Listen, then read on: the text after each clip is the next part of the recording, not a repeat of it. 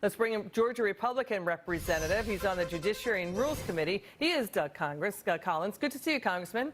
Hey, Liz, how are you tonight? What do you think of Andrew McCabe stepping down? Report is that he was going to be demoted, and he chose to step down instead. What are your thoughts? Well, I think it should have happened a long time ago. This is not just something new. He should have been gone a long time ago. When you see just what is happening at the upper levels of the FBI right now, this is very disturbing. And for those of us on the Hill, especially in the Judiciary Committee, who've been asking these questions of the previous administration, where we had a completely incompetent Loretta Lynch, who was Attorney General. You had it even worse that we found out through Comey. And now it just continues to seem like every time that the Inspector General or we ask questions, we're finding another bias. We're finding another something that did not like this president. And they were doing everything they possibly could. So in my opinion, it should have happened a long time ago. This is just demeaning and demoralizing to the men and women of the FBI who do good work out in our field offices and everywhere else. They have a corrupt, it looks like right now, upper management. It's time to clean house. You know, Andrew McCabe was thought to be mentioned in that text message from FBI agent Peter Strzok to Lisa Page. That text message from August 15, 2016, quote, "I want to believe the path you threw out for consideration in Andy's office," that's believed to be Andy McCabe, "that there's no way he," meaning Donald Trump, "gets elected. But I'm afraid we cannot take that risk. It's like an insurance policy in the unlikely event you die before you're 40. And here's Lisa Page, seen in a C-SPAN video dated May 11, 2017, sitting behind Andrew McCabe at a Senate hearing. What are your thoughts about what's going on here? Well, my question is again, these are the same people that also were supposed to be investigating Clinton's mishandling of emails. I've talked about this many times. People who have done far less with less classified information have been put in jail or fired because of what they did. They're sitting in an office worried about a political election. If they wanted to become political consultants, they should have quit the FBI and went in and run campaigns instead of doing it in the FBI director's offices and deciding who and what should be president or who should be the information should be leaked. This is concerning to me that they wasn't doing the job they start with. When you look at what they were doing, it was not being done properly. So I think this is just a continuation of an anti-Trump bias that is now becoming public. They're trying to run. The light has been scattered, and the rats are scurrying. This is what we're seeing right now. Have you read Devin Nunes's memo? I have read the memo, yes. Okay, because now it's being dismissed as just, you know, nothing to be upset about. What are your thoughts? Well, I have read the memo. It is something to be concerned about. I'm not going to talk about what is in that memo because it is classified. But let me just say this.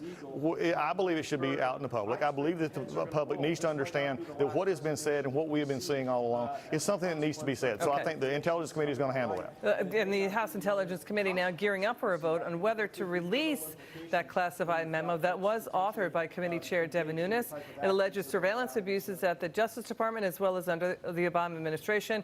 Republican Representative Darrell Issa arguing that all Americans should know and see this memo. Let's take a listen. The American people have an absolute right to know this, just like some of these other investigations that we've had. And are you confident that they will? I'm confident that the committee will vote. I'm sad to say Adam Schiff and the Democrats will all vote no. But then when the people of America see the 4 pages and then the additional documents, what they're going to see is we have a problem in the FISA court. We've had congressmen, sir, who've read this memo saying it's like Watergate. And Americans are thinking, well, what's in it? What's the bombshell revelation in it? Well, I think here's the bottom line, and this is the one thing we need to be very careful of. The memo is very concerning. The memo has issues that need to be addressed. What we do not need to do is do not need to speculate with top secret information. We do, unlike Hillary Clinton, need to handle classified information properly. And we need to do so in a way that then gets this out in the order in which it is set out to do. All right, so you're worried. You're worried about it? You're worried? I'm not worried about the information. I think the information needs to get out there. I think we need to do it properly and without conjecture so that people understand that when we do have an issue, we can actually solve it. So Jason Chaffetz, he's a former Republican representative. He says he, too, wants the memo released, and he explains why he feels that way. Let's roll tape. It goes to the heart of what we're scared about in America is that our government is actually spying on us. And if they're using bogus information on funds that were obtained in a political campaign to write a dossier, I want to know the answer to that question. I would think that Democrats would want to know the answer to that question, too. Is the government spying on political opponents? Is it spying on everybody? What's your thought? I think what we have here is a concern that has been voiced. It's coming through committees. There's an issue that we have now began to see, and I think the Intelligence Committee and Chairman Nunes has talked about this. We have an issue that believes that's going through the FISA courts and the issues that we need to deal with. This has all been a discussion that they've been looking at. I think what Chairman Nunes was wanting the members of the House to go and see this, to make their own opinions, and also to give feedback. When they gave that feedback, most of the conversations I've heard is that this does need need to be released so that people can understand that there is transparency, that there is being people held accountable. The worst thing you could ever have is when you believe that the people are not getting the honest truth from the ones who are supposed to enforce the laws. This was a double standard that existed in the Obama administration almost from day one, and we got to fix it. Well, it's really being sold as Watergate. Americans will be the judge of that. Celebrities Michael Moore, Whoopi Goldberg, Mark Ruffalo they're planning to lead a Resist Trump celebrity protest tomorrow night. They're calling it the People's State of the Union protest. Congress missed protest is billed as a public alternative to the president's first State of the Union address. What do you think? Do celebrities represent all Americans, everyone, all of the people?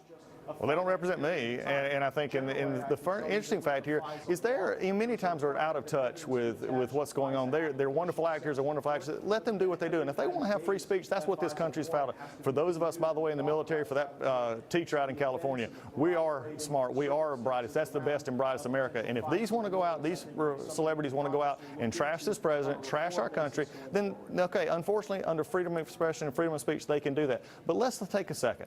When they trash things like $1,000 bonus, when they trash people who are actually working class folks who are getting raises and being able to spend that money, look, they're not like Miss Pelosi who can spend $10,000 a night on a vacation at a posh resort. These are folks who are just trying to buy shoes for their kids. They're trying to go out and make a better living for themselves.